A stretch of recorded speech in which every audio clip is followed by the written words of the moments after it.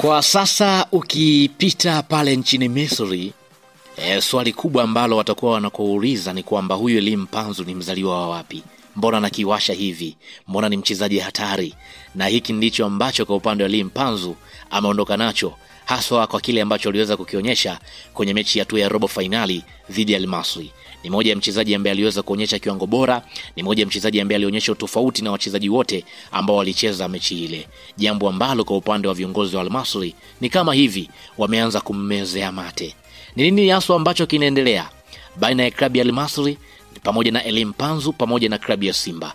Sasa kuna taarifa juu ya sakata la usajili hapa ambalo nitakwenda kukueleza kiundani nini hasa ambacho kimejiri baada ya Elie Mpanzu kuonyesha uwezo bora, uwezo mkubwa pale nchini Misri kwenye mchezo dhidi ya Al Masry. Utakwenda kufahamu hapa nini hasa ambacho kinaendelea.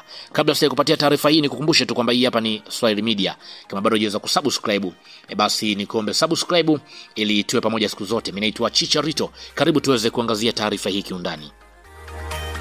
Klabu ya Al Masry ya pale nchini Misri imeonyesha nia ya kumtaka winga wa klabu ya Simba Elie Mpanzu kufuatia kiwango chake bora ambacho ameweza kukionyesha katika michezo hivi karibuni. Mpanzu ambaye tunafahamu ana uwezo wa kucheza kama winga wa kushoto na kulia, lakini pia amekuwa mwiba kwa mabeki wa timu pinzani kutokana na kasi yake, uwezo wa kupiga chenga na kutengeneza nafasi za mabao. Hili jambo lilikwenda kuwavutia pia Al Masry pale ambapo walikwenda kukutana naye kwenye mechi iliyopita, pale ambapo waliweza kuonyesha uwezo bora ama uwezo mkubwa zaidi na kuweza kuwadhidi maarifa mabeki wa klabu hiyo. Tunafahamu mnamo Septemba mwaka 2024 kwa upande wa klabu ya Simba ilifanikiwa kumsajili Elie Mpanzu kutoka pale klabu ya AS Vita ya Jamhuri ya Kidemokrasia ya Kongo. Baada ya mazungumzo marefu na yenye changamoto, awali kwa upande wa klabu ya AS Vita ilidai kwa upande wao ada ya mwisho ya dola 250,000, lakini kwa upande wa klabu ya Simba ilifanikiwa kupata huduma ya mchezaji huyo kwa dola 200,000. Mpanzu tunafahamu aliweza kusaini mkataba wa miaka 3 na klabu ya Simba akitarajiwa kuimarisha safu ya ushambuliaji kwa upande wa klabu hiyo. Baada ya kuonyesha kiwango cha juu katika mechi za ligi kuu Tanzania bara, lakini pia na mashindano ya kimataifa na pamoja kwenye mchezo Al Masry, kwa upande wa klabu hiyo wamevutiwa na huduma ya Elie Mpanzu, huku viongozi wa klabu hiyo wameanza kufuatilia mkataba wa mchezaji huyo wa klabu ya Simba wakiwa na nia ya kumsajili ili kuongeza nguvu kwenye kikosi hicho. Yamaana kwamba kwa upande wa Al Masry wameuliza kwamba je, mchezaji huyu ana mkataba muda gani ndani ya klabu ya Simba? Na je, vipi kuhusiana na biashara tukiamua kuifanya?